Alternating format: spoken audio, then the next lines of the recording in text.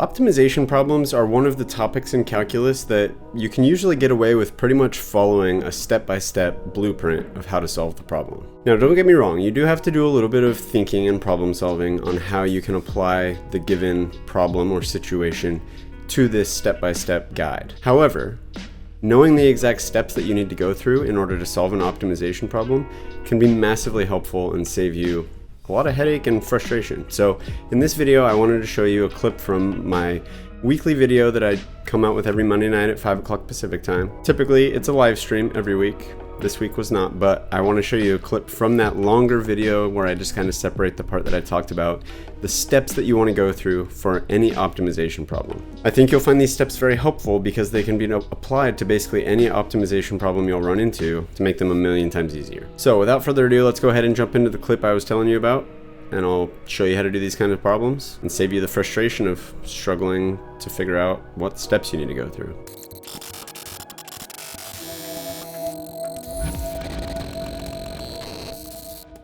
When I say optimization problem, basically the type of problem that's going into that category, it's typically going to be explained by some sort of real world situation. Like maybe there's an area that you want to surround by a fence, or a box that you need to make of a certain specification. Or sometimes it's even just going to say something like, pick two numbers where the product is as big as possible and they add up to a certain number. Those are all examples of optimization problems, and they all follow this exact step-by-step process. So the first thing that you want to do with any optimization problem, and this is probably good advice for any type of calculus problem or any math problem in general, first, understand what is being described in the problem and use that understanding to draw a sketch of what is happening. So first we're going to draw a sketch of the problem. Okay, so when you draw your sketch, you want to make sure that you're going to basically, draw whatever real world situation is happening. So if there's an area that you're trying to surround in a fence, you would draw the rectangular shape of the fence, or whatever shape it's supposed to be. If it's a box that you're trying to build, you would sketch a box, right? So that's going to be, pretty much just drawing what's described to you. Once you draw your sketch, you're going to start labeling it with a few different specific things that need to be included in this problem. So you're going to label your sketch, but what's important is what you label it with. There's two things that need to be included in your labels. The first thing is going to be you're labeling whatever the thing is that you're trying to optimize. So basically, whatever the problem tells you you're trying to make as big as possible or as small as possible, or in other words, whatever you're trying to maximize or minimize, that quantity needs to be kind of referenced in your drawing. Of course, it can be difficult, like if you're trying to, maximize the volume of a box, for example. It's kind of weird to represent that in a drawing, but make sure that you do at least kind of label volume off to the side as the thing that you're trying to optimize. And I'll get into why that's important in the next step, but just make sure that you're labeling that. And the other thing that you're going to make sure to label is any measurements that you're going to need to use in order to find the quantity that you're trying to maximize. So for example, if we're looking at a box, you're going to need the length, the width, and the height of the box to find the volume.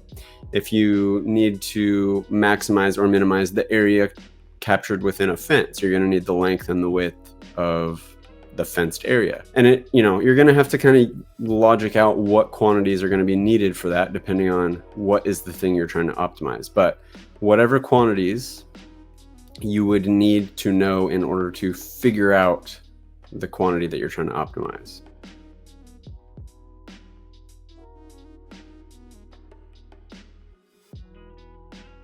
Okay, so once you label your sketch, the next step that you're going to do is to come up with an equation. Now this equation is typically going to be an equation which is whatever this quantity is up here that you're trying to optimize. So typically, again, we'll kind of think back to the box volume example. Let's say we're trying to maximize or minimize the volume of the box. We would want our equation to just be volume equals something. That's typically going to be the case. maybe not always, but what your equation always is going to have is these quantities from the prior step. You're always going to have to include the quantity that you're trying to optimize, whether that's volume, area, etc. Whatever that's going to be, you need that to be in there. And then you're going to use these other measurements that you need to calculate that optimized quantity also in your equation. So for example, I kind of brought this up before. Let's think, if we're trying to maximize the volume of a box, we would use something like volume equals length times width times height. For example, that's just a possibility. The exact problem that you're trying to solve will kind of give you more clues, but let's just go with this as just kind of a vague example. Okay, so that's going to be one equation that you need to create. So keep in mind, this is going to be the equation that you're trying to optimize. So this is the one to optimize, okay? Then you need to come up with another equation. This equation is, now this step is possibly optional. It really depends on what you get for step 3 here, your equation that you need to optimize. If what you did was create an equation that has multiple variables in it, like let's just take this one for example, volume equals length times width times height, you're going to have to come up with other equations, which I like to call it a restriction equation. So what that does is it gives a restriction on the relationship between these other quantities. So create a restriction equation, or a few restriction equations, possibly, depending on how many variables you have.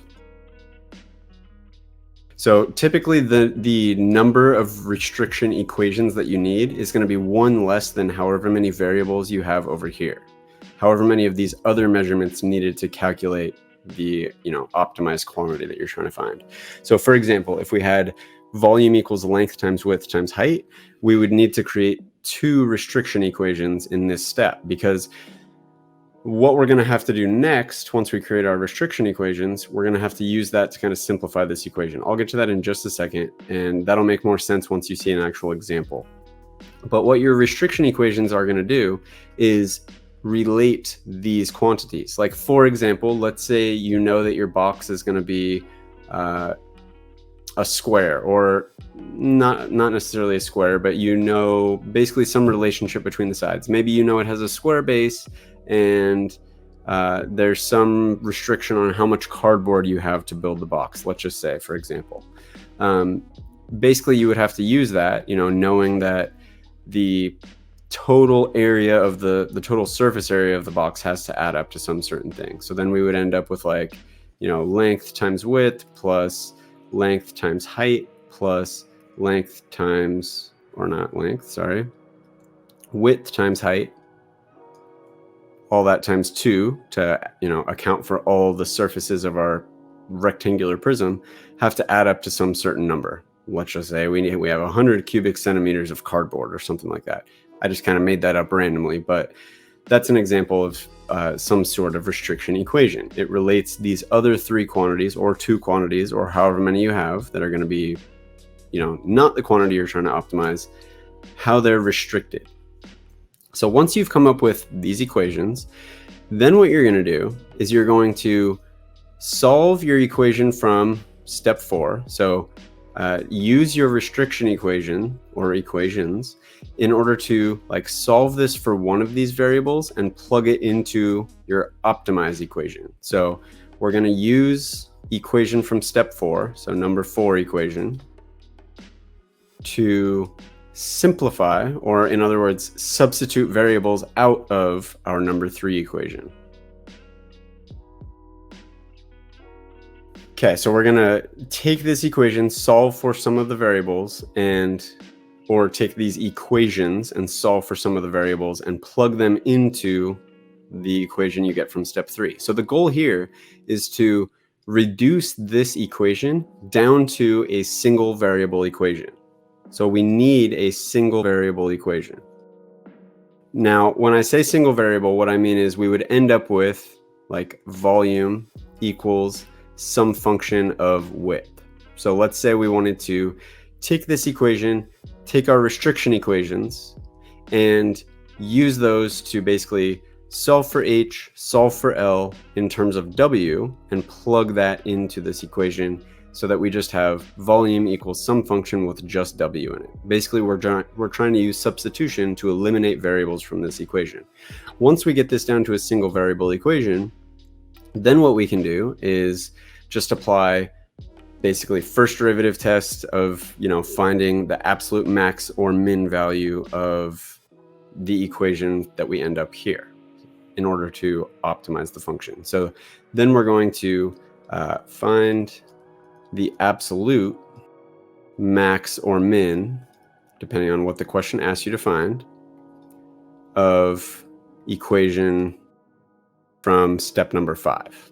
So we're going to take this equation and find the absolute max or min value of that over whatever domain actually makes sense. And when I say whatever makes sense, I mean like, thinking about what this equation represents. It represents a volume.